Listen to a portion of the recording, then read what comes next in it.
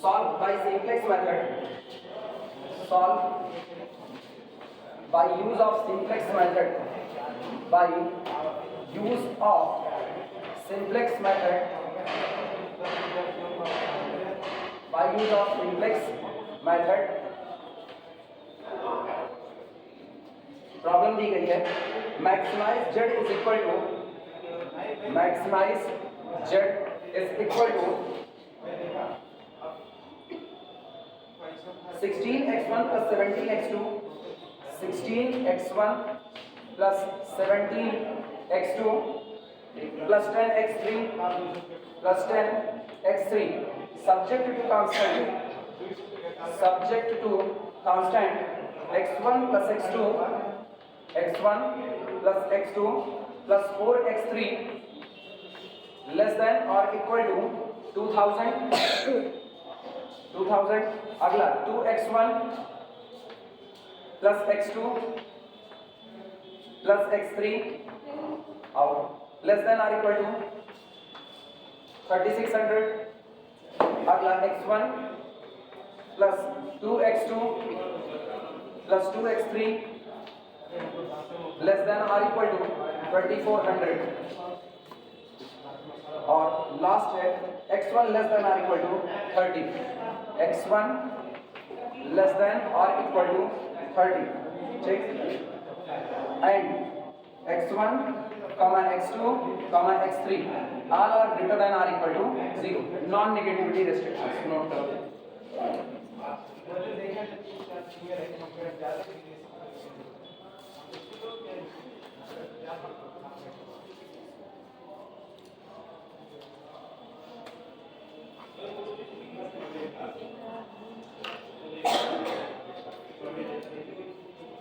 Note करो तो solve करूंगा.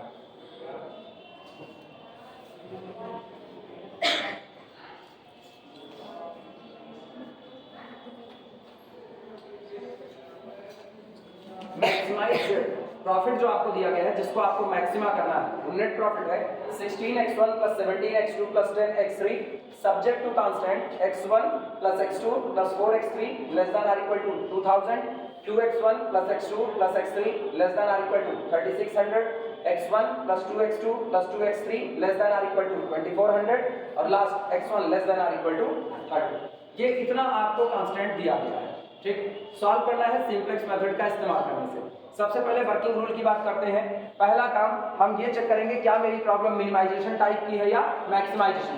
अगर प्रॉब्लम मिनिमाइजेशन की है तो कन्वर्ट करेंगे किसमें, मैक्सिमाइजेशन में. क्या प्रॉब्लम मिनिमाइजेशन है, ऑलरेडी मैक्सिमा है, पहला स्टेप सीधे रिमूव हो गया, यानी प्रॉब्लम मेरी मैक्सिमाइजेशन में दी गई है. अगला काम, जितने भी आपको B1 B2 B3 B4 लिखे गए हैं, अगर इनमें से कोई नेगेटिव होगा तो उसको क्या बनाना पड़ेगा, पॉजिटिव. ऑलरेडी आप जितने दिए हैं सारे पॉजिटिव, ये भी नेगेटिव नहीं है.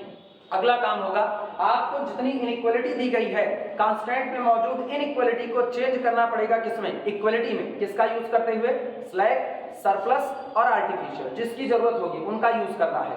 चूंकि सारी की सारी इक्वालिटी लेस देन और इक्वल टू टाइप की है और जितने यहाँ पर कांस्टेंट लिखे गए हैं ये सब के सब कैसे हैं, पॉजिटिव है, तो इसका मतलब हम केवल और केवल किसका यूज करेंगे, स्लैग वेरिएबल का यूज करेंगे. लिखना, हेडिंग डाल देना. सॉल्यूशन में सबसे पहले लिखना solution. Convert given problem, convert given problem. सबसे पहला काम दी गई प्रॉब्लम को कन्वर्ट करना. Convert given problem into standard form, into standard form by using slack variable,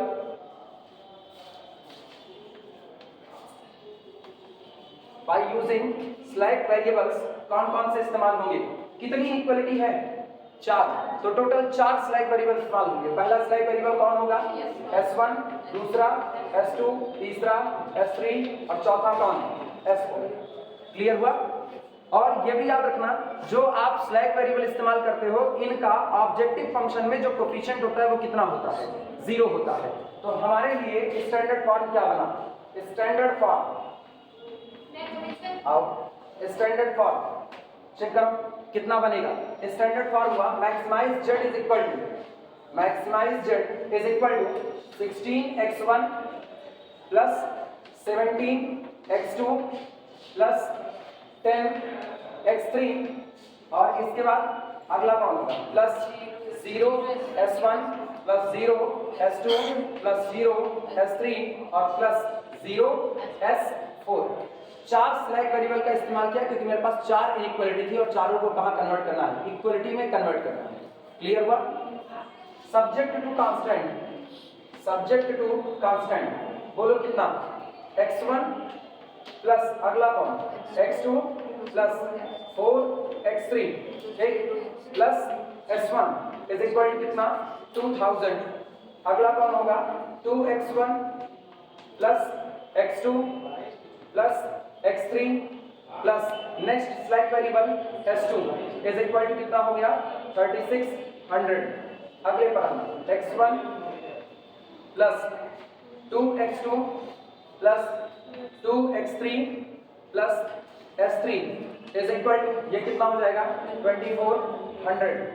इसके बाद last x1 plus s4 is equal to 30 और लास्ट में non negativity restrictions x1 x2 x3 s1 s2 s3 और s4 all are greater than or equal to 0।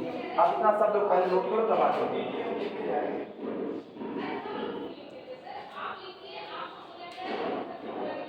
हमारे माध्यम से चाहे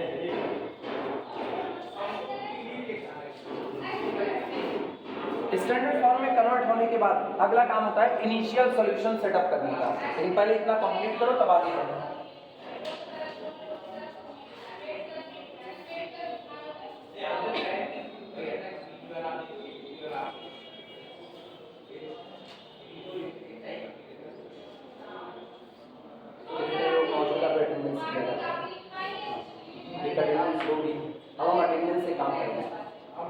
देखो बहुत सीधे बोलते हैं ना, तुमको अगर कुछ सीखना है तो क्लास आना पड़ेगा। एलपीपी की एक ही क्लास मिली है हफ्ते की, उस क्लास में तुमको आना पड़ेगा। मेरे रूल्स हाँ सचमुच में बहुत स्ट्रिक्ट, हम खुद लेट लतीफ होते नहीं, इसलिए हम चाहेंगे कि तुम लोग टाइम से आओ। 10-20 पे क्लास में तुम मौजूद रहो क्योंकि 10-20 पे हम मौजूद रहेंगे, पहला। दूसरा, एक ही दिन की क्लास है, उस दिन तुमको जरूर आना। हम बाकी दिन का नहीं जानते लेकिन हम अपना जानते हैं, उस दिन तुमको आना पड़ेगा। नहीं आओगे तो कम से कम मुझसे एलपीपी नहीं खाओ। हम लेक्चर बनाते हैं लेकिन हम लेक्चर कभी भी कॉलेज वालों के लिए नहीं बनाते, वो भी हम साफ सुथरा बता रहे हैं। हम कॉलेज वालों के लिए नहीं बनाते। जो गांव देहात के दूर दराज के लड़के हैं, कटाई उटाई पढ़ने पर जो नहीं पढ़ पाते हैं, जो स्कूल नहीं जा पा रहे, कॉलेज नहीं जा पा रहे हैं, हम उन्हीं के लिए बना रहे हैं। मेरे पास बहुत से ऐसे लोग हैं, बहुत जो मेरे जानकारी में नहीं है लेकिन फिर भी वो नीचे आकर के कमेंट सेक्शन में बताते हैं कि हमको दिक्कत है, हमको वीडियो लेक्चर चाहिए। हम हर एक का वीडियो लेक्चर बना करके अपलोड करते हैं और एक भी लेक्चर प्राइवेट नहीं लगाते, हम सारा का सारा पब्लिकली डालते हैं। केवल और केवल उनके लिए ना जो गांव देहात में हम नहीं जानते वो कहाँ के हैं, कुछ को हम जानते हैं, कुछ अम्बेडकर नगर के हैं, कुछ अकबरपुर के हैं, कुछ मेरे गाँव के हैं, हम उनके लिए बनाते हैं। तुम्हारे लिए नहीं बनाते, तुम्हारे लिए हम क्लास में खुद मौजूद हैं, तो तुमको भी क्लास में मौजूद रहना पड़ेगा। तुम्हारे लिए हम इतना बना रहे हैं कि मेरी हफ्ते की एक क्लास है, हम उसको 4 में कन्वर्ट कर रहे हैं, लेकिन वो भी तुम्हारे ऊपर डिपेंड करेगा। तुम रेगुलर नहीं आओगे, हमको कोई जरूरत नहीं, हम ये एक क्लास पढ़ाएंगे, एक ही क्लास पढ़ाएंगे, एक ही में चलेगा। लेकिन तुमको भी पता है एक क्लास में हम ज़्यादा न्यूमेरिकल नहीं लगा सकते, बहुत लिमिटेड है, थ्योरी है और अभी ये बहुत बड़ा है, कम नहीं है। ये एक क्लास का बना ही नहीं, लेकिन फिर भी अब है एक क्लास तो है एक क्लास।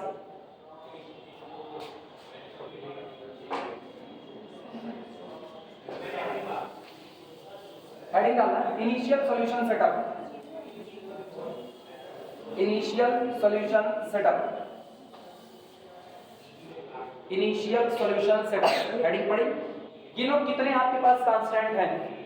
कांस्टेंट कितने 4, वेरिएबल कितने कैसे 3, वेरिएबल कितने पहला दूसरा तीसरा चौथा, 4 इक्वेशन मतलब 4 कांस्टेंट आपके पास हैं। वेरिएबल कितने 3 4 5 6 7, टोटल 7 वेरिएबल है और इक्वेशंस की संख्या केवल और केवल कितनी है 4। इसका मतलब कितने एक्स्ट्रा हैं कितने एक्स्ट्रा है? 3 वेरिएबल आपके पास एक्स्ट्रा है। वो जो 3 वेरिएबल आपके पास एक्स्ट्रा हो रहे हैं उन तीनों को आप बराबर कर दो कितने के? 0 के। तरीका क्या है? बराबर के लेफ्ट साइड में जो बैठा हुआ है, ध्यान देना, बराबर के लेफ्ट साइड में जो बैठा हुआ है आप इसको बचा लो, और इसके अलावा आप बाकी सबको क्या सेट कर दो? 0। तो बराबर के इधर कौन बैठा? S1 बचाएंगे, S2 को बचाएंगे, S3 बचाएंगे, S4 को बचाएंगे, और बाकी सबको क्या सेट कर दिया जाएगा? 0। बाकी सबको कितना सेट कर देंगे? 0। यानी x1, x2, x3 इनको अपनी मर्जी से क्या लिया जाएगा? 0 लिखना। एक x1 बराबर x2 बराबर x3 बराबर कितना? 0।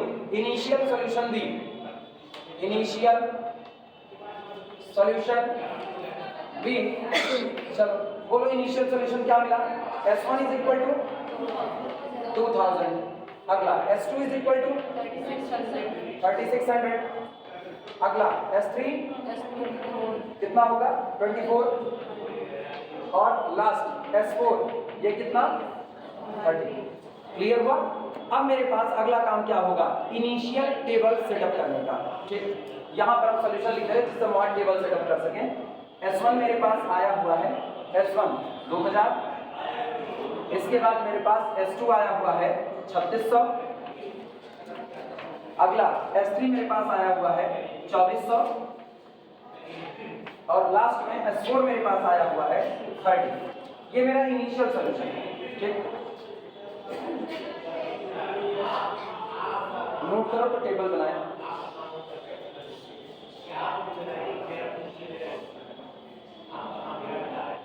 न्यूमेरिकल इसके बहुत आसान है, लेकिन प्रैक्टिस चाहिए तो जम कर। प्रैक्टिस नहीं रही, स्पीड नहीं रही, नहीं लग सकता है। और एग्जाम में ये मान के चलो, ये जो पहला चैप्टर अभी पढ़ रहे हो, ये कंफर्म एक न्यूमेरिकल इसका आएगा, मतलब ये डेट श्योर है। एक उधर ग्राफिकल का जो पढ़ा दिए उसका एक क्वेश्चन तय है, और एक इसका, दो न्यूमेरिकल तो ये फिक्स मान कर चलो। जितने चैप्टर अभी उठा रहे हैं सब में से एक एक न्यूमेरिकल फिक्स है। अगर पढ़ सकते हो तो नंबर अच्छा खासा मिल जाएगा, लेकिन नहीं पढ़ोगे, ये लापरवाही रही कि दिया गया काम कंप्लीट नहीं हुआ, तो फिर मान के चलो इसका कोई। मेरे को बड़ी तकलीफ होती है जब थर्ड ईयर और ईयर वाले क्लास में जाने पर ये पता चलता है आप काम दिए और काम नहीं कंप्लीट। पता है तुम लोग सबसे सीनियर बीएससी में, अब इसके बाद चौथा साल नहीं होता बीएससी का, तीसरे साल सबसे सीनियर होता है। जब सीनियर ही गलती करेगा फर्स्ट ईयर सेकंड ईयर तो करेंगे, वो तो छोटे हैं, उनको कोई फर्क नहीं पड़ता।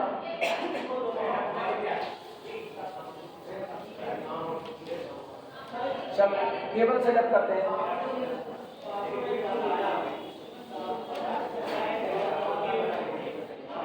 ये बताओ टेबल का सबसे पहला कॉलम कौन होता है? पहला column CB, coefficient of basic variable. तो आपके पास पहला कॉलम बन गया CB। दूसरा कॉलम कौन होता है? वैल्यू ऑफ बेसिक वेरिएबल, यानी स्मॉल b, आया ना। तीसरा कॉलम कौन होता है? नहीं, दूसरा कॉलम वेरिएबल इन बेसिस होता है।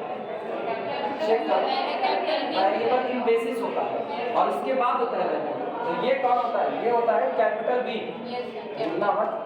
अब इसके बाद होता है value of basic variable B, जिसको हम क्या कहते हैं?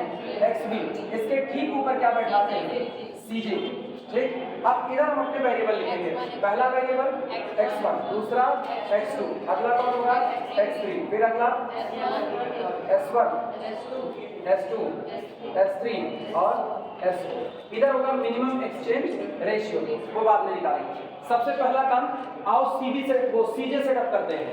CJ का मतलब ये जो आपने वेरिएबल लिखे हैं, इन वेरिएबल के कोफिशिएंट, लेकिन कहां पर? आपके ऑब्जेक्टिव फंक्शन में। ऑब्जेक्टिव फंक्शन ये रहा, मैक्सिमाइज z। कोफिशिएंट बोलो, x1 का कोफिशिएंट 16, यही ऊपर लिखेंगे 16। x2 का कोफिशिएंट 17, या आप ऊपर लिख दो। इसके बाद x3 का 10, s1 का कोफिशिएंट 0, s2 का 0, s3 का 0 और s4 का। CJ का सेटअप हो गया। अब वेरिएबल इन बेसिस, कौन कौन से वेरिएबल बेसिस में आ रहे हैं? ये जो आपने शुरुआत में निकाले ना, यही आपके बेसिक वेरिएबल होंगे। कौन कौन? S1, S2, S3, S4। तो इन चारों को लिख लेते हैं। वेरिएबल इन बेसिस आया S1, S2, S3 और कौन हुआ? S4। क्लियर हुआ? इनके कोफिशिएंट ऑब्जेक्टिव फंक्शन में कितने हैं वो यहाँ पर लिखे जाएंगे। बोलो कितने आ रहे हैं? 0।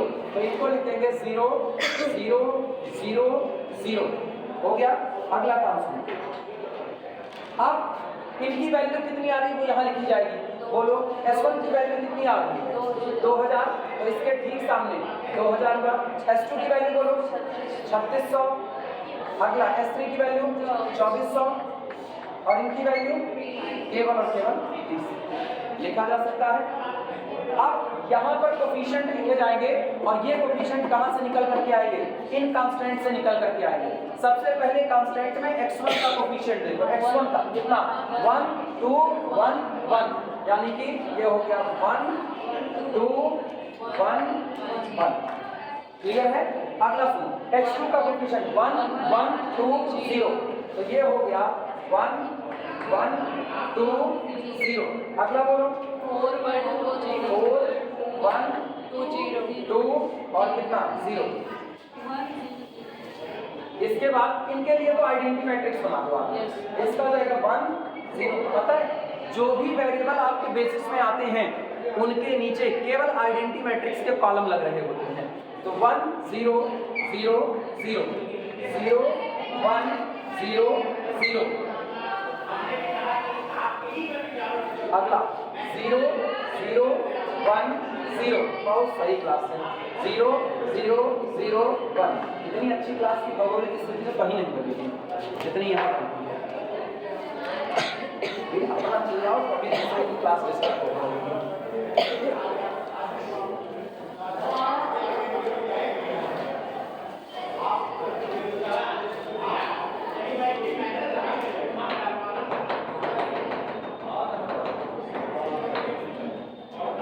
ये इतना काम हो गया, ठीक। अगला काम सब लोग जानते हो, पहले टेबल बना लो तब आगे चलो। इससे ये लाइन हटा दें।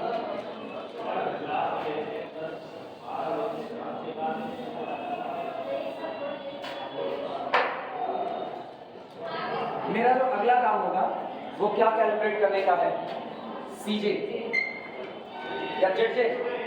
ये कौन होगा, सीजे या जेडजे? ये सीजे या जेडजे? ये जेडजे। सीजे ऊपर है, सीजे माइनस जेडजे निकाला जाएगा। यहाँ पर क्या लिखा जाएगा, ये अपने पास होगा जेडजे। कैसे कैलकुलेट होगा, जिनको नहीं आता वो लोग इधर देखें। जिनको जेडजे निकालना है सारे लोग ऊपर देखो, कोई नीचे नहीं देखेगा, सारे लोग इधर देखो। वापस भाई इधर देखो। जेडजे कैसे निकलेगा, इसे छोड़ना नहीं है, इसको आप हाथ में रखो। अब इसके बाद जिसके नीचे आप निकाल रहे हो, जैसे x1 के नीचे कौन निकलेगा, z1 निकलेगा, x2 के नीचे कौन, z2, x3 के नीचे z3, ऐसे ही निकालते जाएंगे। ये जो आमने सामने कोफिशिएंट बैठे हुए हैं इनको उठा करके आपस में क्या किया जाए, मल्टीप्लाई, और मल्टीप्लाई करके जोड़ दिया जाए। जो रिजल्ट बनेगा वो मेरा कौन होगा, z1 होगा। ये सारे के सारे कैसे 0, तो अगर इधर से उठाए 1 × 0 0, 2 × 0 0, 1 × 0 0, 1 × 0 0, यानी ये पूरा कितना आया 0। और घबराने की जरूरत नहीं, ये चाहे जो भी रहे लेकिन ये कौन है 0, तो ऑलरेडी सब कैसा चढ़ जाएगा 0। तो ये भी कितना हुआ 0, ये भी 0, ये 0, ये 0, ये 0 और ये भी, हाँ या ना, क्लियर हुआ। पहले ये बनाओ।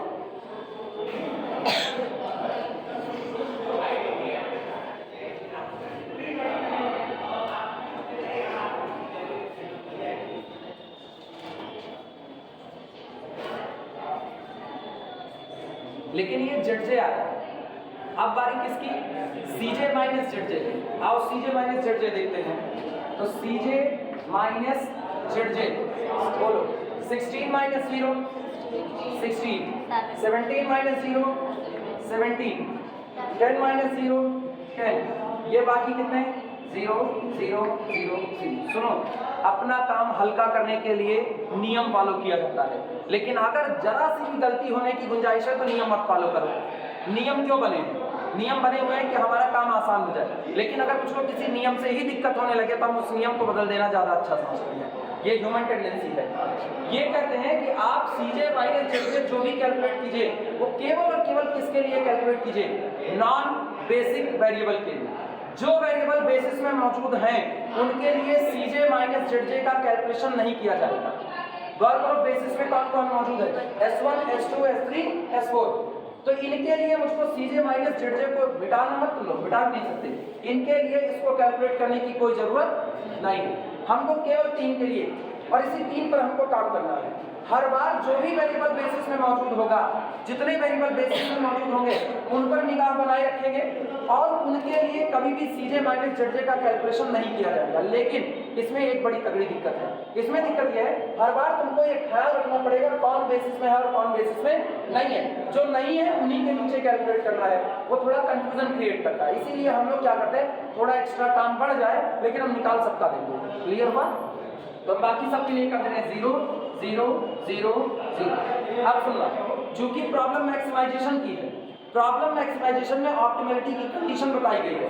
कहा गया है जो आपने सीजे माइनस जेडजे कैलकुलेट किया हुआ है, अगर ये सारे के सारे सीजे माइनस जेडजे नेगेटिव आ जाए और या फिर 0 आ जाए तो आपका प्रेजेंट में मौजूद सोल्यूशन बेस्ट सोल्यूशन यानी ऑप्टिमल सोल्यूशन होगा।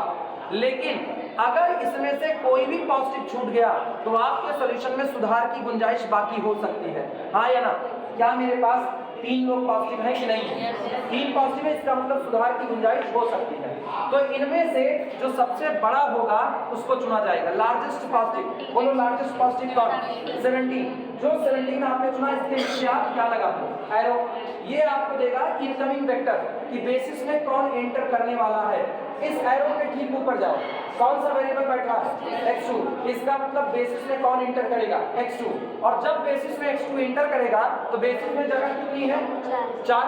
इसका मतलब किसी ना किसी को बेसिस को छोड़ करके जाना पड़ेगा। जो कौन जाएगा वो निकालेंगे मिनिमम एक्सचेंज रेशियो से। लेकिन पहले इनकमिंग वेक्टर तय हो जाता है, यानी कहां से मुझको मिलता है? x2 enter the basis, x2 basis में एंटर करेगा। क्लियर हुआ? पहला तो यही लिखो और इसके बगल में ऐसे बता देना लार्जेस्ट पॉजिटिव। सो इसलिए ऐसे बगल में बताना लार्जेस्ट पॉजिटिव। सो इससे ना बहुत सारी लैंग्वेज लिखने से छुटकारा मिल जाता है।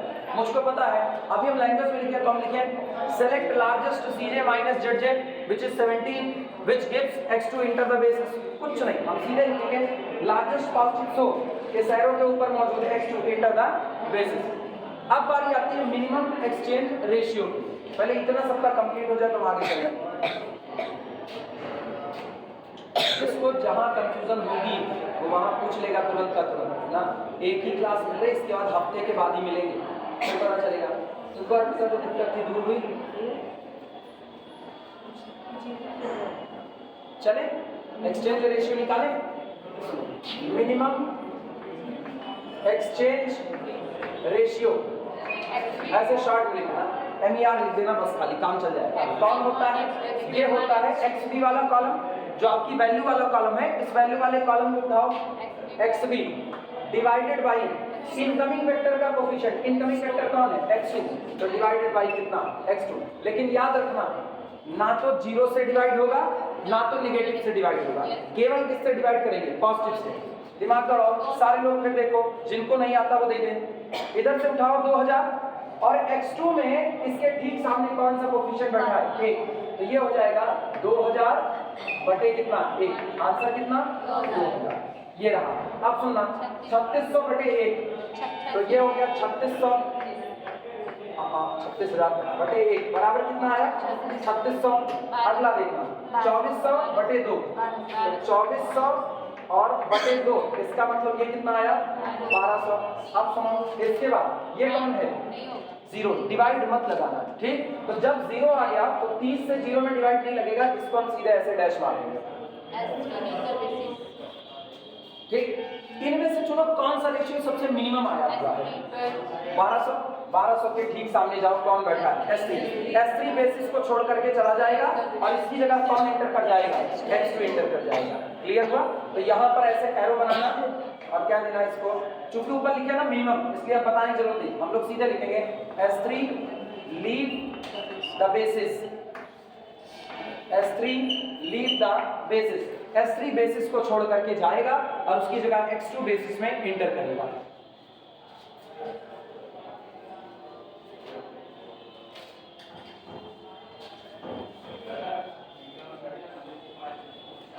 उन लोगों में जो ग्रुप में नहीं है वो बने हुए ग्रुप में जुड़े, ठीक?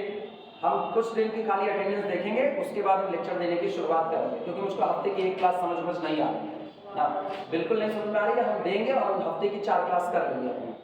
लेकिन ये मान करके चलो ना, तुम क्लास शनिवार को आओगे, आना तो तुमको डेली चाहिए, लेकिन फिलहाल हम डेली की क्लास में देख नहीं रहे कौन आ रहा है कौन नहीं आ रहा, हम अपनी क्लास जानते हैं। शनिवार को आओगे तो एलपीपी का लेक्चर बिल्कुल मिलेगा, नहीं आओगे तो नहीं मिलेगा।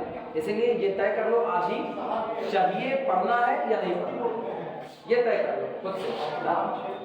आज पहला दिन है एलपीपी का, आज पहला दिन है ना, इसीलिए आज जिनका जिनका पहला दिन है हमको शक्ल पहचान में मिल रही है। हम पहले बता रहे हैं कि बाद में किसी और से संदेश भिजवाएं आपसदारी वाले में से तो वो गड़बड़ होता है, हम खुद ही कह दे रहे हैं। और इसीलिए हम बहुत एकदम साफ साफ स्पष्ट शब्दों में कह रहे हैं, तुम बाद में मेरे को अच्छा कहो चाहे बुरा कहो, कोई फर्क नहीं पड़ता, क्योंकि तुमको इससे पड़ता है, मेरे से तुम्हारा कोई मतलब नहीं है। चलो शुरुआत करें। अब अगला काम होता है की एलिमेंट पता करना। कैसे पता लगेगा वो सुनो।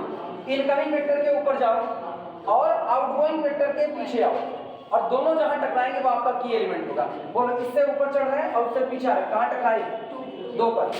ये 2 जो आपका निकल करके आए, ये आपका कौन हो जाएगा?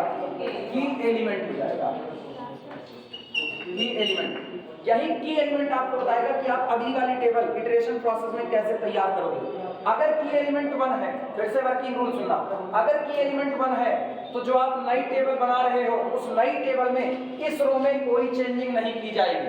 लेकिन अगर की एलिमेंट 1 नहीं है तो आपको इस एलिमेंट को क्या बनाना पड़ेगा?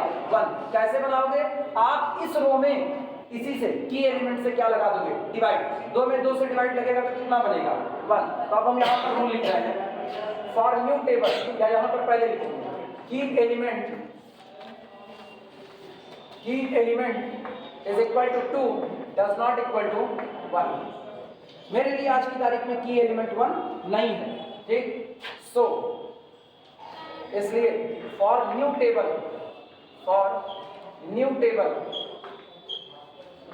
इसलिए नई टेबल के लिए ये मिटाएंगे हम, जिससे मेरे पास कुछ जगह हो जाए। ये पता है कि S3 ने बेसिस को छोड़ा हुआ है।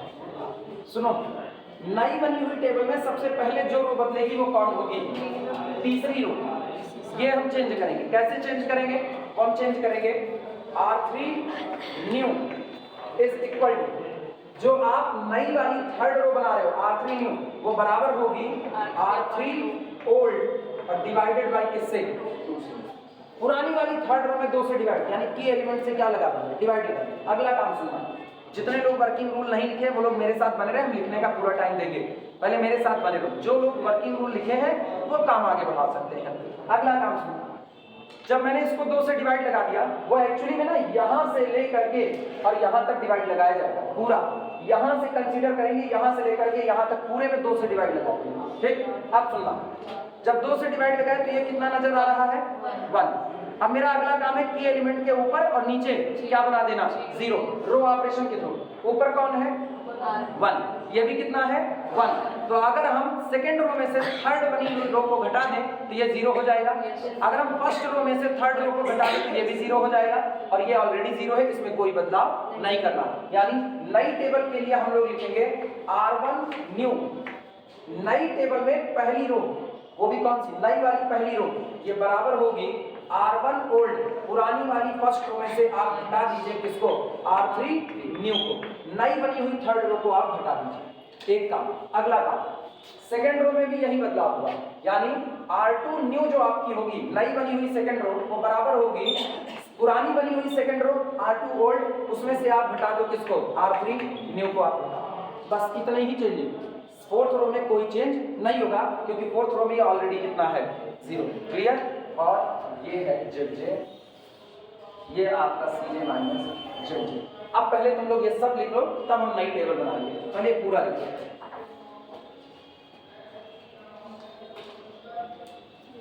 पहली टेबल के लिए ये सारा काम करो, तब हम दूसरी टेबल बनाएंगे, क्योंकि हम पूरी टेबल नहीं बना, हम इसी में सुधार कर लेंगे।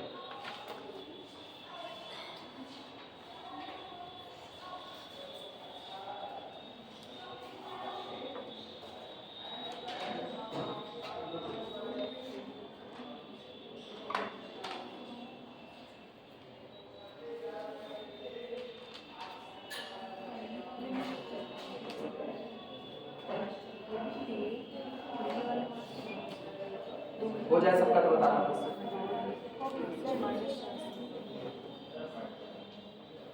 जितनी क्लासेस छूटी हुई, किसकी किसकी आज पहली क्लास है, हाथ ऊपर करो, किसकी किसकी पहली क्लास है? 1 2 3 4, जितनी क्लासेस छूटी हुई सबका लेक्चर ग्रुप में शेयर किया गया, ठीक। दोबारा ये लोग बात अभी जुड़े हो कि नहीं जुड़े? नहीं जुड़े ना, दोबारा लेकिन ग्रुप में तभी जुड़ना जब शनिवार को आना होगा, क्योंकि अगर नहीं जुड़ गए और नहीं आए तो वहीं बाहर भी कर देंगे, वो तय है। तो इसलिए वो बड़ी बेइज्जती महसूस होती है ना, एक बार जोड़ा गया एक बार हटा गया। अब उस कंडीशन में क्यों फंसना भाई, तुमको पढ़ने आना, तुम डेली पढ़ने आओ, ठीक। सारे लेक्चर यूट्यूब पे पड़े हुए हैं, जितना छूटा हुआ है वहां से पूरा कंप्लीट करो और यहाँ साथों साथ चलते रहो, ठीक। यही इतना ही रास्ता हो सकता है और इससे ज्यादा हम कोई सहूलियत दे नहीं सकते। हम तुमको बहुत सहूलियत दे रहे हैं कि तुम्हारा कभी कोई हारे गाड़े काम पड़ेगा, बहुत जरूरी होगा, तुमको जाने पड़ेगा, तो उसके लिए तुमको लेक्चर अवेलेबल है वहाँ, उतना हम कर रहे हैं। तो शनिवार के दिन जो तुम्हारी अटेंडेंस कंपल्सरी है वो तो तुम आओ, ऑब्वियस सी बात है। अब इतना हम कर रहे हैं, इतना तो तुम कर ही सकते हो कि अपने 11 नंबर की सवारी से धीमे धीमे आ सकते हो तुम लोग। सुनो अगला काम, थर्ड रो को मॉडिफाइड कर रहे हैं। जब हम नई टेबल बना रहे हैं तो नई टेबल में ये सब डिलीट हो जाएगा, कौन सा, जेड जे सी जे, फिर से कैलकुलेट करेंगे, तो इसको हम डिलीट करें। लिख चुकी बहनी, बाकी है कुछ हमारा हो गया। सुनो सबसे पहला काम, किसने बेसिस को छोड़ा? S3 ने, तो S3 को हटा देते हैं, लेकिन S3 जाएगा तो अपने कोफिशिएंट को साथ लेकर के जाएगा, ये भी हट गया। इसकी जगह कौन इंटर कर रहा है?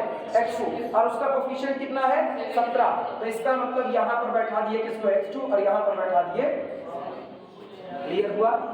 पहला बदलाव तो ये किया। अगला बदलाव सुनो, ये आपकी जो थर्ड रो है, इस थर्ड रो में आप की एलिमेंट 2 से डिवाइड लगा दो। सबसे पहला काम, जब 2 से डिवाइड लगाएंगे 24/2 कितना हुआ? 1200, तो ये आपका हो गया 1200। देखते रहना, अब थोड़ी देर पूछना को केवल निगाह जमाए रखो। 1 में 2 से डिवाइड लगाओ कितना हुआ? 1/2। 2 में 2 से डिवाइड लगाओ कितना हुआ? 1। सुनो नई टेबल में घेरा नहीं मारेंगे, अभी जानबूझ करके घेरा बचा करके रखे हैं, एक बार सारा ऑपरेशन खत्म कर ले, नई टेबल बना ले, वरना कंफ्यूजन हो जाएगी कि एलिमेंट इसी को माने थे किसी और को माने थे, इसलिए अभी बचाए नई टेबल मिटाएंगे। 2 से डिवाइड लगाओ कितना होगा? 1 हो जाएगा। अगला 0 में 2 से डिवाइड, कोई फर्क नहीं, कोई फर्क नहीं, ये कितना हो जाएगा? 1/2। और ये कितना, क्या नई रो, जो नई टेबल है उसमें थर्ड रो को मॉडिफाइड कर दिया गया। अब बाकी रो में बदलाव, ये रो तो बिल्कुल चेंज नहीं होगी, इसको हम एज इट इज छोड़ दे रहे हैं। ऊपर वाले में बदलाव देखो, कहा क्या गया? नीचे वाली रो को पहली रो से सीधे सीधे घटा दो, सीधे सीधे बोलो। 2000 में से 1200 निकाल दो, कितना बचा? 800। तो ये आपका हुआ कितना? 800। भैया सुनो, जो घटाना है इधर कुछ नहीं करना, इनको बिल्कुल टच मत करना, ये अपनी जगह बरकरार है। ये नहीं कि S1 माइनस X2 कर दो ना, बस यही बदलाव। अगला सुनो, पहले में काम करें, बोलो 1 माइनस 1/2 कितना? 1/2। इसको कर दिया मैंने 1/2, चलेगा? आगे छोटा कर लें 1/2। अगला देखो 1 माइनस 1 0 हो गया, ठीक है। अगला 4 माइनस 1 3 हो गया। सारे लोग देखते रहो, 1 माइनस 0 1, 0 माइनस 0, ठीक है। 0 माइनस हाफ, माइनस हाफ, और ये 0 माइनस 0 क्या पहली रो भी बदल गई? अब बारी है सेकंड रो को बदलने की। सेकंड रो सुना, इसमें कोई बदलाव नहीं। 3600 में 1200 निकाल दो, 2400। तो ये आपका हो गया कितना? 2400, ठीक है। अगला 2 माइनस 1/2 3/2, ठीक। तो ये हो गया आपका 3/2। अच्छा 1 माइनस 1 0, ये आपका हो गया 0। 1 माइनस 1 0, ये भी हो गया 0। 0 minus 0 1 minus 0 0 minus half, minus half, minus 0 minus 0 0। चौथी रो में तो कोई बदलाव होगा नहीं, टेबल मॉडिफाइड हो चुकी है। अब नई टेबल के लिए ZJ कैलकुलेट करेंगे, नई टेबल के लिए CJ कैलकुलेट करेंगे, और नई टेबल में इनकमिंग आउटगोइंग वेक्टर निकालेंगे। अब की एलिमेंट फिर से निकलेगा, ये मॉडिफाइड टेबल है, और ये मिनिमम एक्सचेंज रेशियो नई टेबल के लिए फिर से निकालेंगे। चलो नई टेबल है सामने, बनाओ। हर बार एक टेबल बनानी पड़ेगी इसके। ऑपरेशन लिख चुके हो ना, मिटा दे इसको।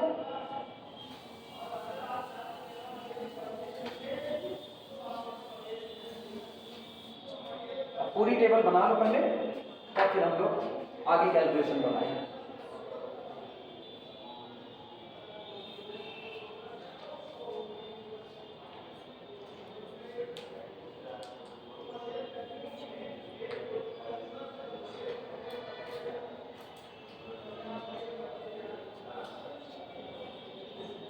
जेड कैलकुलेट करना भी अभी सिखा दे रहे हैं अभी तुरंत। यहीं से जेड कैसे निकाला जाता है। अब हम यहाँ जेड भी कैलकुलेट करते हैं। पिछली बार जेड मैंने जानबूझ करके नहीं निकाला, पिछली बार जेड आपका 0 आता है, ठीक, इसीलिए जेड को नहीं निकाला, इस बार निकाल दूंगा।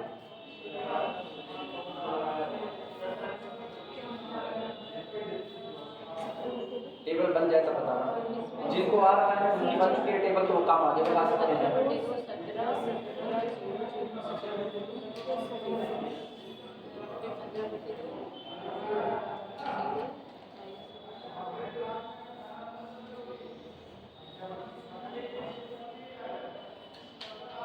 बन गई टेबल? नहीं बन गई।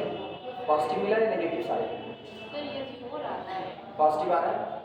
कौन सा? S4 क्या पॉजिटिव?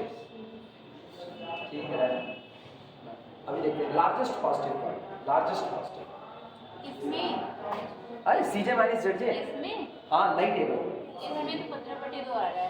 15/2 15 की 17। अच्छा ठीक है, ठीक है, ठीक जान लिया। उधर 16 माइनस 17/2 का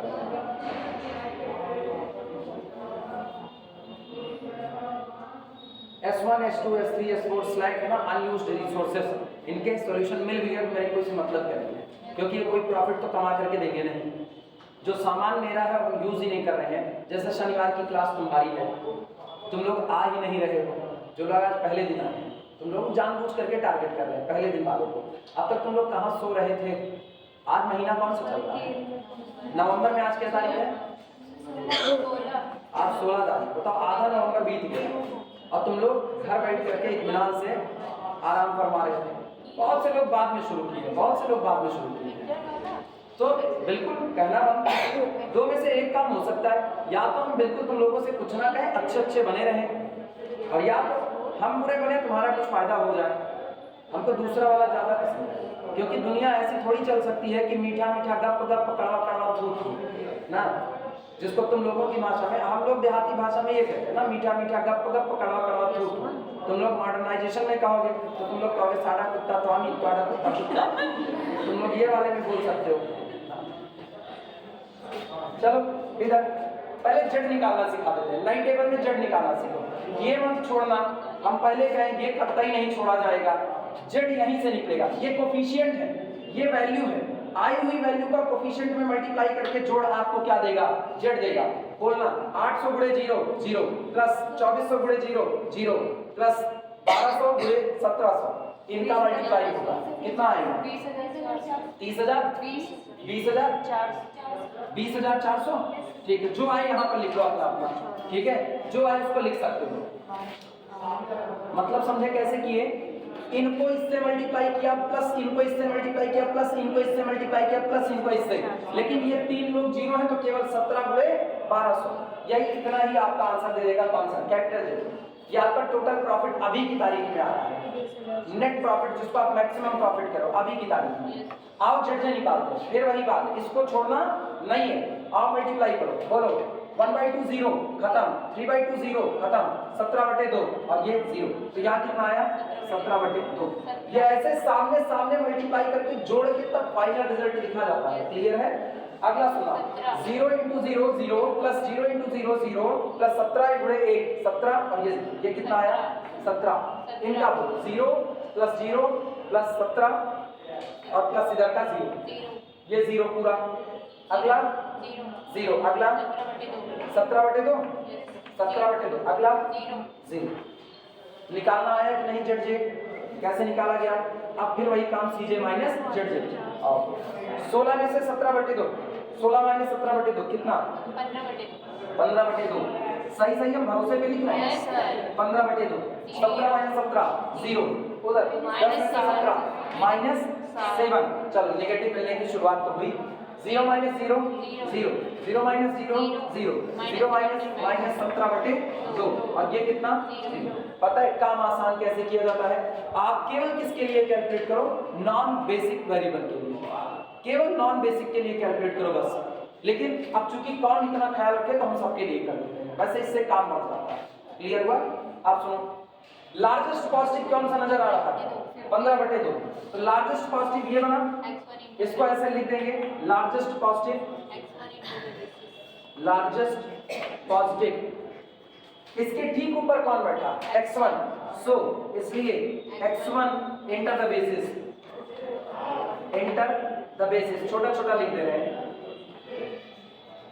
सो x1 enter the basis, x1 basis में एंटर करेगा, छोड़ के कौन जाएगा? वो निकलेगा मिनिमम एक्सचेंज रेशियो, MER लिख देना, ये होगा x3 अपॉन x1, क्योंकि यही x1 इंटर कर रहा है, इसलिए इसी के कोफिशिएंट से डिवाइड लगाया जाएगा। कितना? पहला 4 बच्ची, नहीं नहीं नहीं नहीं 1600। सुनो, x1 का कोफिशिएंट कितना? 1/2, 800 में 1/2 से भाग लगाओ, मतलब 800 में 2 का गुणा करो, समझी? तो ये हो जाएगा, ये ऐसे लिखना, ऐसे गड़बड़ी ना करना, 800 बटे 1/2 बराबर कितना? 1600। सब गलत निकाली होगी पक्का, क्योंकि सब बटे में था ना। अब सुनो, 2400 बटे 3/2, तो 2400 बटे 3/2 3600, ये हो गया 3600। अगला 1200 बटे 1/2, ये आपका आया 2400। और सुनो, ये 1 है, अब की डिवाइड होगा 30/1 बराबर कितना? वो डिवाइड होगा, ठीक? कौन बाहर गया? मिनिमम एक्सचेंज रेशियो कितना? 30, मिनिमम एक्सचेंज रेशियो 30, तो इसके ठीक सामने कौन बैठा है? S4 लीव द बेसिस, अब उसकी जगह x1 enter the basis. Clear हुआ कि नहीं हुआ ना? एक गलती ना करना, एक मिनिमम एक्सचेंज रेशियो, एक इनकमिंग आउटगोइंग वेक्टर की गलती पकड़ नहीं मिलेगी कि आपने कहाँ गलती की हुई है। और कम से कम तुम में से कोई ये नहीं चाहेगा कि इस टेबल में गलती हो और इसको दोबारा बनाना पड़े। एक गलती का मतलब आपको पूरी टेबल फिर से बनानी है। क्लियर हुआ? चलो पहले ये सब काम करो। कौन सा? 3600 जो है, हाँ, तुम लोगों के भरोसे लिखे, क्या लिखा है? 1600। पहले तो 2400 गुणे 2 करो, 48 हो गया, 24 गुना 48, वो तो हो गया अपना 4800, और 4800 में भाग लगाओ किससे? 3 से, ठीक? हाँ, गड़बड़ है भैया, गलत न कराओ, सही सलामत बताओ तुम्हें कितना? 1600। 8 त्रिक 24, 8 दूनी 16, 1600, ठीक है। डेटा आप गलत भरोगे, बाकी वो आपको कहीं फंसाएगा नहीं ना, क्योंकि मिनिमम रेशियो वो है ही नहीं। अगर गलत भरने पर वो मिनिमम बन गया होता तो गड़बड़ी हो जाती, लेकिन फिर भी एग्जामिनर तो वहीं पकड़ पा जाएगा, वहीं 1 नंबर उड़ा देगा। लिखे यहाँ पर S4 leave the basis, S4 leave the basis, S4 leave the basis. आओ देखो, आज की तारीख में बड़ी अच्छी बात है कि इससे ऊपर उससे पीछे आने पर की एलिमेंट क्या नजर आता है? कोई दिक्कत नहीं, यानी कि जो आप नई टेबल बनाओगे उसमें 4th रो में कोई बदलाव नहीं करोगे, बस बदलाव यहाँ पर करोगे। बस S4 को हटाओगे, उसकी जगह किसको इंटर कराओगे? x1 को। इस कोफिशिएंट 0 को हटा के क्या रख दोगे? 16। अब अगला काम, चूंकि की एलिमेंट 1 है, इसलिए नई टेबल के लिए R4 और पुरानी टेबल के लिए R4 सेम होगा, अंतर नहीं। लेकिन इसके ऊपर कितना? 1/2, 3/2, 1/2। अब एप्रोप्रिएट रो ऑपरेशन का इस्तेमाल करके इन तीनों लोगों को क्या करना पड़ेगा? 0 करना पड़ेगा। आई बात समझ में? चलो वो भी शुरुआत करते हैं। लिखना, की एलिमेंट इज इक्वल टू 1, ठीक? सो for new table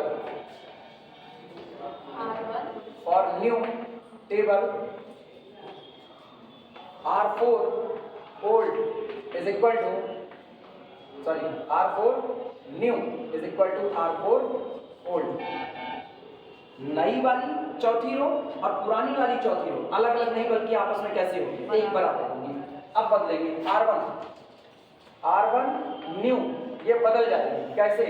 R1 old में से आप घटा दीजिए, R1 ओल्ड में से घटाया जाएगा कितना? इसका 1/2, इसमें 1/2 से मल्टीप्लाई करो और ऊपर वाले से घटा दो, तो इसका मतलब है R4 मल्टीप्लाइड बाई 1/2। आया ना? कुछ अलग थोड़ी लिखा, 1/2 इंटू R4, 1/4 में 1/2 से मल्टीप्लाई करके घटाया। अगला बोलो, अगला R2 न्यू क्या होगा? R2 new is equal to R2 old, और उसमें से आप घटा दोगे 3/2 गुना किसका? R4 का। क्लियर है? अगला बोलो, R3 न्यू क्या होगा? R3 न्यू होगा R3 ओल्ड में से आप घटा दोगे कितना? 1/2 टाइम्स R4। बस यही 4 ऑपरेशन आपके होंगे। सही सलामत लिखो, फिर आगे बढ़ते हैं। सवाल बड़े हैं, लॉन्ग में पूछे जाते हैं, इसीलिए जितनी प्रैक्टिस बनी रहे उतना अच्छा है।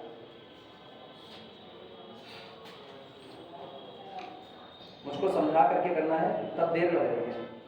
खुद से लगाना होता तो बड़ी तेजी से इसको लगाते हैं। खुद से लगाने में बवाल नहीं, निकालते जाओ फटाफट। अभी देखो हमको इतना टाइम खर्चा करना पड़ा, तुम इसको लिखो इसलिए।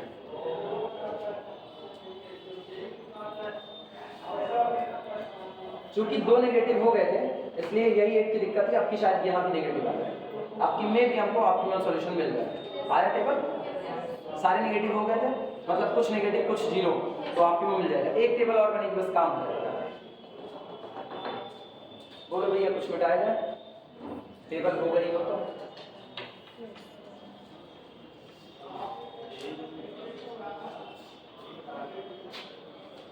चले, मॉडिफाइड कर रहे हैं टेबल। सुनो, कौन बेसिस को छोड़ करके गया? S4, तो अपना कोफिशिएंट साथ लेकर के गया। बोलो इसकी जगह कौन आएगा? X1, उसका कोफिशिएंट कितना? 16। ठीक, अब इस रो में अब कोई बदलाव नहीं होगा, एज इट इज पड़ा रहेगा। इन पर ध्यान देना। 1/2 से मल्टीप्लाई करो, ये कितना हो गया? 15। ऊपर वाले में से घटाओ, 1200 में से 15 निकालो, कितना? 1200 में से 15 निकालो, कितना? 1185। 1185। अच्छा, 1/2 से मल्टीप्लाई करके घटाया तो ये कितना? इधर कोई फर्क नहीं, कोई फर्क नहीं, कोई नहीं, कोई नहीं, कोई नहीं। 1/2 से मल्टीप्लाई करो, घटाओ, कितना?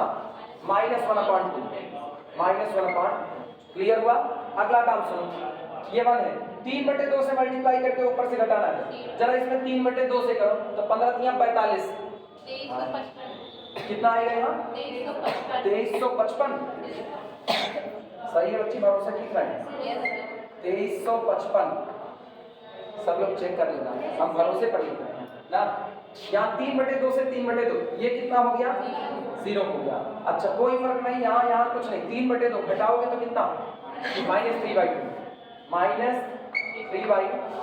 बड़े आसानी से लिख पड़ेगी ये टेबल। अच्छा, ये 1/2।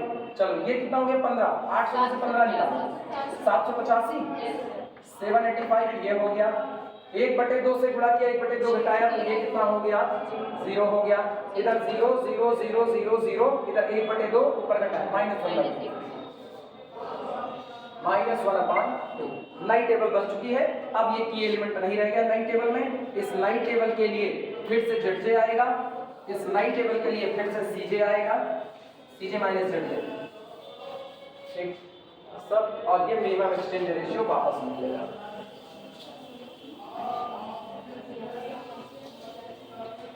चलो, टेबल मॉडिफाइड करो सारे लोग, टेबल मॉडिफाइड करो।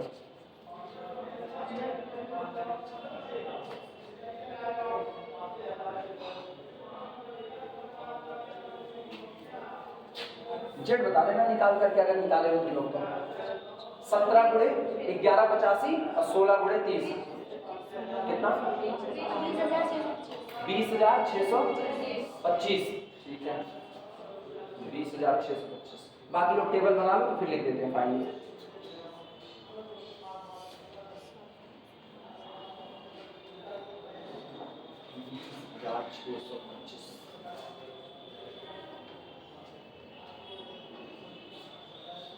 सबका ये यार लिखा जाए, 20,625। जेड इससे जिनको नहीं पता उनको फिर से बता रहे। जेड निकालने के लिए ये जो बैठे हुए हैं इनको यहाँ सामने मौजूद वैल्यू से मल्टीप्लाई करके जोड़ दिया जाता है। 0 × दिस 0 प्लस 0 × दिस 0 प्लस 17 गुणे दिस प्लस 16 गुणे 30, जोड़ आया 20,625। ये अभी आपका टोटल प्रॉफिट आ रहा है, मैक्सिमम प्रॉफिट जिसको आप कहते हैं। अगला आओ ZJ निकालते हैं। ZJ के लिए फिर वही बात, किसको छोड़ना नहीं है, 0 गुणे 0 0, ये भी कितना 0, ये कितना 0, ये कितना 16। अच्छा काम क्या होगा, अच्छा काम क्या होगा, नॉन बेसिक के लिए केवल निकालना है। देखो बेसिस में कौन कौन नहीं है, अभी पता चल जाएगा बेसिस में कौन कौन नहीं है। x1 बेसिस में है, x2 बेसिस में है, एक तो बेसिस में कौन नहीं है, x3 नहीं है, s1 है, s2 है, तो s3 नहीं है और s4 नहीं है। बस 3 लोगों के लिए निकालना है, वरना 7 के लिए निकालना है। इसीलिए कहा जाता है कि आप केवल उनके लिए निकालें जो बेसिस में नहीं है, तो केवल 3 का निकालना पड़ेगा। अभी देखो अगर हम केवल 3 का निकालें तो मेरा काम कितना आसान होगा। तब तो आ जाएगा। सबसे पहले x3 के लिए निकालना है। x3 ये रहा 0 0 17 0, तो इसका कितना आया 17 आया। इसका देखना अब की बार फिर s3 के लिए, s3 ये रहा 0 फिर कितना 0 फिर 17/2 और ये कितना 17/2। अच्छा इसके बाद s4 के लिए निकालो, s4 का 0 यहाँ सामने 0 ये -17/2 और ये कितना 16 गुणे, तो ये हो गया 16 - 17/2, कितना आएगा ये 15/2, 15/2 पॉजिटिव के साथ, तो यहाँ आया 15/2 केवल 3 के लिए। अगर इस सबके लिए निकालना पड़ेगा, अगर सुनो ये जल्दी ना लोग इसको बड़े कंफ्यूज जाते हैं यार कौन कौन सा आया कौन कौन सा नहीं, ऐसे लिख के देखना पड़ता है। लेकिन अगर कंफ्यूजन आ रही है तो तुम पूरा कर डालो, कंफ्यूजन नहीं आ रही है तो ऐसे काम कर लो। पूरा निकाला है आधा निकाला है, कितना निकाला है पूरा निकाला है, पूरा बोल दो हम लिखते पूरा। इसका कितना आया है 16, इसका कितना 0। तुम नीचे वाला बोल रहे हो बच्ची, वो बचाओ, इधर 0 इधर 0, पूरे का निकाल। अब बताते हैं CJ माइनस ZJ, 16 में से 16 गए 0, 17 में से 17 गए 0, 10 में से 17 -7, उधर 0 में से 0 0, 0 में से 0 0, 0 में से 17/2 -17/2 और इधर 0 -15/। अब निगाह दौड़ाओ क्या जितने CJ माइनस ZJ आए हैं वो 0 और नेगेटिव ही हैं कि नहीं, कोई पॉजिटिव नहीं है। इसका मतलब अब जो सॉल्यूशन मिला ये मेरा बेस्ट सॉल्यूशन होगा, this is optimal solution. Clear हुआ? यहां हम लिखेंगे since all CJ minus ZJ less than or equal to 0 implies that optimal solution arrived। Optimal solution arrive, आप अपने बेस्ट सॉल्यूशन तक पहुंच चुके हो। ठीक, maximise z is equal to बोलो मैक्सिमाइज z कितना 20,600, यही आपको टोटल प्रॉफिट होने वाला है 20,625। पता है ये आपका मैक्सिमम प्रॉफिट है जो आप चाहते हो 20,625। और सॉल्यूशन सुनना क्या है, सॉल्यूशन का मतलब x1 x2 x3 इनकी वैल्यू जो आपको वेरिएबल दिए गए थे न्यूमेरिकल में, उनकी वैल्यू न्यूमेरिकल में देखो कौन कौन सा वेरिएबल दिया गया x1 x2 और x3। बस s1 s2 s3 s4 तो हमने लगाया था ना, उसको लिखे चाहे ना लिखे, वो तो प्रॉफिट ही नहीं कमा करके दे रहा है। तो x1 देखो कितना आया, x1 ये वैल्यू है 30, तो x1 इज इक्वल टू 30 आया। अगला x2 कितना 1185, तो x2 इज इक्वल टू 1185। अच्छा पता है जो नहीं आया x3, इसका मतलब x3 की वैल्यू क्या हो गई 0, जो नहीं आया उसकी वैल्यू कितनी 0। तो लिखना चाहो तो लिखो, चाहे तो छोड़ दो। पता है जो ना आए उसको ना लिखो तब भी कोई दिक्कत नहीं है, उसको छोड़ा जा सकता है। और अगर आप इनकी वैल्यू मान लो, हम सबके लिए तैयार है, मान लो एग्जाम में तुमने इनकी वैल्यू लिख दी, किसकी s1 की s2 की, तब भी वो आपका आंसर गलत नहीं माना जाएगा। क्यों? आप तो अपना फाइनल सॉल्यूशन जो आया वो बता दे रहे हो। अब जितने वेरिएबल वहां है उतने वेरिएबल का आप आंसर भी दे रहे हो, तो आपने गलत कुछ भी नहीं किया है। माना वो भी सही जाएगा, माना ये भी सही जाएगा। तो लिखना है तो ये, जैसे मान लो हम ही पढ़ रहे हैं और हम एग्जाम देने के लिए गए, हम भूल गए, तो हम लिख दिए x1 30, x2 1185 और s1 कितना, s1 इज इक्वल टू 785 और इसके बाद में s2 इज इक्वल टू ये कितना हो गया 2355। कोई इसको गलत नहीं काटेगा। रीजन जो मैंने स्लैक वेरिएबल की वैल्यू निकाली ना, ये कौन, ये रिप्रेजेंट करते हैं अनयूज्ड रिसोर्सेज। मतलब इतने लोग ऐसे थे ना, ये वैल्यू ऐसी थी जिसका मैंने इस्तेमाल नहीं किया प्रॉफिट को निकालने में, इसीलिए ये जो प्रॉफिट निकल करके आया है, इस प्रॉफिट में इनका कोई कंट्रीब्यूशन नहीं है। इसलिए ये रहे और ना रहे मेरे को कोई फर्क नहीं पड़ता। घर में एक बंदा है और घर वाले उससे कह रहे हैं बार बार ये काम कर लो ये काम कर लो, वो कमोए नहीं करेगा, या घर वाले उसको कोई काम बता नहीं। जैसे एक आध लोग होते हैं उनके घर वाले कहते हैं इतना ही भैया पढ़ता है, भैया चाहे बैठ करके किताब की खाली शक्ल देख रहे हो, पढ़ना रहे हो, भाई नहीं कुछ ना करिए, लेकिन तब तो कहेंगे रहा है बच्चे हैं थकी यहाँ है पढ़त यहाँ रहा है, कुछ नहीं पढ़ रहे तब भी कोई काम नहीं, और काम की जरूरत लगी पड़ी हुई है, उसके बाद भी काम नहीं बता रहे। ये कौन होता है? ये होता है अनयूज्ड रिसोर्सेज, इनका कोई इस्तेमाल, ये है आपके, आप इनका काम इस्तेमाल में ला, आप इनको इस्तेमाल में ला सकते हो, लेकिन आप इनका इस्तेमाल नहीं कर रहे। अनयूज्ड रिसोर्सेज, ये आपको कभी भी कोई प्रॉफिट कमा करके नहीं देंगे। सॉल्यूशन निकालो, आया समझ में कैसे सॉल्व होता है? भारी भरकम है, जितनी स्पीड रहेगी उतनी जल्दी लगा दोगे ना। और खासकर ये जो लोग गायब हैं ना, जो लोग गायब हैं खास करिए, क्योंकि क्लास बैठोगे तभी आएगा, क्लास से भाग करके आज तक किसी को कुछ आया नहीं। अब हम ये नहीं कह रहे हर क्लास में आएगा, लेकिन हाँ जिनमें आए उनमें आएगा, वो तो तुमको डिसाइड करना पड़ेगा बैठ करके, बिना बैठे थोड़ी तुम आए भी ना करो और बाहर जा करके तो हमारे पढ़ाया नहीं जाता इसलिए हम नहीं आते ना, और तुम्हारे यहाँ पढ़ाया जाता है फिर भी तुम नहीं आते। ये लोग भी सोच रहे हैं ना किसकी शक्ल देख करके उठे थे कि आज ये फिटा गए हैं ना, अब क्या करें, है ऐसा तो है।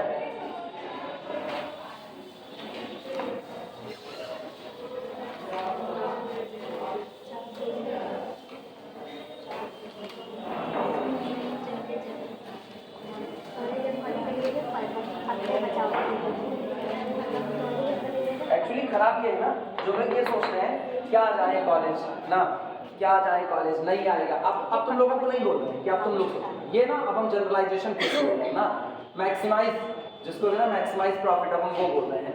मैक्सिमम लीडरशिप तो जो सोचती है चलो लेक्चर पढ़वे करेगा, ऑनलाइन देख लेंगे घर पर बैठ करके, तुम कंसंट्रेट ही नहीं कर पाओगे। तुम ईमानदारी से मेरे से ना रिटर्न में ले लो, कोई यहाँ पर ऐसा नहीं मौजूद है जो ये कहे हम लेक्चर देखते वक्त उतना कंसंट्रेट रहते जितना हम क्लास में करते हैं, क्योंकि क्लास में हम सामने मौजूद हैं, मेरी लगाम तुम्हारे हाथ में नहीं। घर पर जब तुम लेक्चर देखते हो तो मेरी लगाम तुम्हारे हाथ में होती है ना। चाय पीने का मन किया, सब 2 मिनट चुप हो जाइए तो सब चुप हो गए।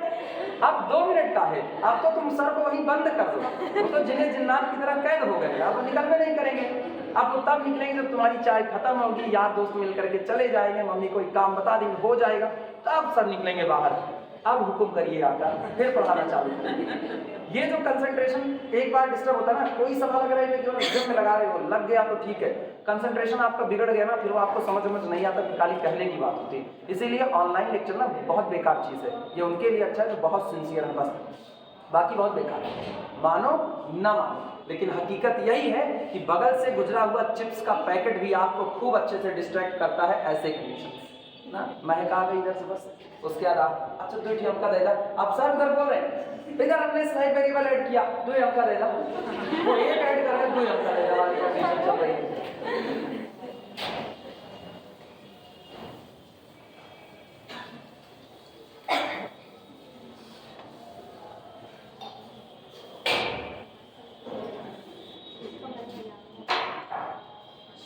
ये हो गया।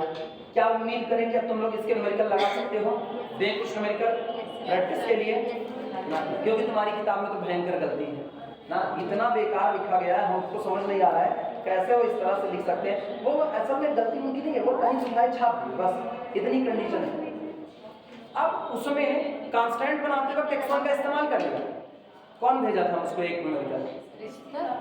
ऋषिता भेजी हुई थी ना। हाँ, कांस्टेंट बनाते वक्त उसमें इस्तेमाल कर लिया, और ऊपर ऑब्जेक्टिव फंक्शन में कहीं है ही नहीं है, ऑब्जेक्टिव फंक्शन में नहीं है, कांस्टेंट में कहीं नहीं है, लेकिन अपना सॉल्यूशन लिखते वक्त इस्तेमाल कर लिया। तो इसका मतलब पता है क्या है? इसका मतलब ये है कहीं गलत छपा था, आपने वही गलत दे दिया। एक्चुअल क्या था वो पता है, सवाल तब सही है, वो सवाल तब सही है उसके कांस्टेंट में x1 शामिल है, उसके किसी कांस्टेंट में x4 शामिल है, सब में नहीं शामिल है, इसीलिए उन्होंने उन दोनों का शुरुआत किया, वरना वो x2 x3 x4 से शुरुआत नहीं कर सकते। अब ऐसे तो कोई कहे मैंने कितने वेरिएबल इस्तेमाल किए, x1 x2 x3, कौन कौन नहीं इस्तेमाल किया, x4 x5 x6 x7, हम उसको लगाते जाए। क्या पर जिनका मैंने इस्तेमाल ही नहीं किया है उनकी मौजूदगी नहीं है, वो गलत ही छपा हुआ पूरे तरीके से। न्यूमेरिकल दे रहे हैं लगाना,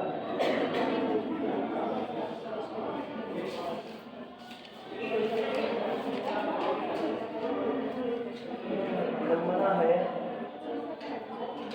नोट करो, बोल रहे हैं नोट करो, सॉल्व, हम लिख ही देंगे, solve maximise z is equal to, maximise z is equal to 400x1 plus 400x2 subject to constant, subject to constant, पहला सवाल है ये, subject to constant 4x1 plus 2x2, 4x1 plus 2x2 less than or equal to 1600। अगला दे रहा है 9x1 by 2, 9 by 2 x1 कर लो, 9 by 2 x1 plus 3 by 2 x2 plus 3 by 2 x2 less than or equal to 1600। 1600 क्या हुआ? और इसके बाद एक और है 5x1 by 2, 5 by 2 x1 मतलब 5 by 2 x1 plus x2 less than or equal to 5। ये रहा, पता है घबराना मत, बटे 2 देख करके बिल्कुल ना घबराना। ये कौन है 1/2 ना, पूरे में 2 से मल्टीप्लाई कर दो तो 16 दूनी 3200, इधर आपका इंटीजर इसमें 2 से मल्टीप्लाई कर दो, ये हो जाएगा 2x1, 5x1 plus 2x2 less than or equal to 12 दूनी 24, लग जाएगा। ये पहला सवाल। दूसरा टाइम शॉर्ट 11:32 सेकंड लिखना है इसमें,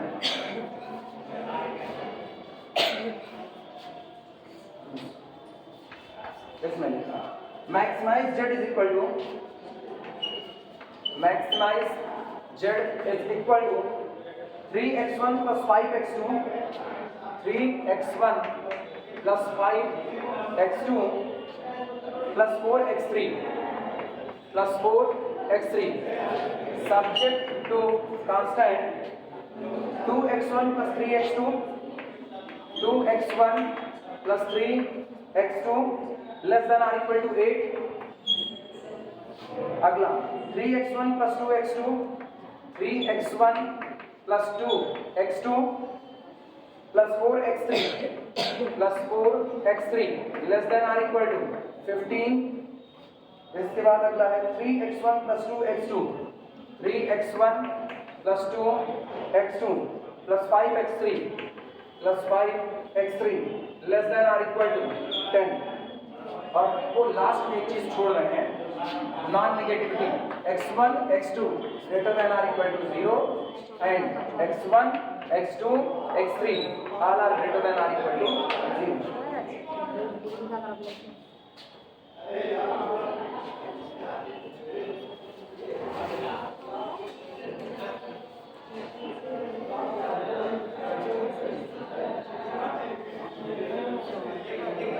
हो जाएगा, उम्मीद कर रहे हैं। ठीक, सबसे पहले काम भाई, सारे के सारे उधर के राइट हैंड साइड वाले कैसे पॉजिटिव, इसका मतलब लेस देन ही रहेगा, कोई दिक्कत नहीं है। पहले में कौन सा वेरिएबल, पहले में कौन सा वेरिएबल, पहले में कौन सा वेरिएबल S1, दूसरे में, तीसरे में ये स्लैक या सरप्लस, ये स्लैक वेरिएबल। ठीक, इसका मतलब यहाँ पर यूज किसका होगा, स्लैक का। ठीक, इधर का क्या यूज होगा, स्लैक का। दोनों ही अभी हमने स्लैक के दिए हैं, सरप्लस नहीं दे रहे हैं क्योंकि सरप्लस हम करवाएंगे उसके बाद ही देंगे। ठीक है, अभी सरप्लस का कोई लगाना भी मत से कंफ्यूज रहोगे, वो लगेगा टू फेज मेथड, उसके लिए हम टू फेज मेथड में जाएंगे। अगली बार जब क्लास होगी, अभी मेरी क्लास रहेगी, कल का नहीं पता है, कल का नहीं कर सकते, शनिवार को अपनी क्लास रहेगी, शनिवार को टू फेज मेथड स्टार्ट करेंगे। ठीक है, इसी पर इसको फिलहाल के लिए रोक देते हैं। टू फेज का देखें कुछ लिखा सकते हैं कि नहीं, टाइम का कुछ है 35:45 मिनट है, नहीं लिखा सकते हैं कुछ भी, कोई मतलब नहीं है ना, हड़बड़ करने का, रोक दे इसी पर।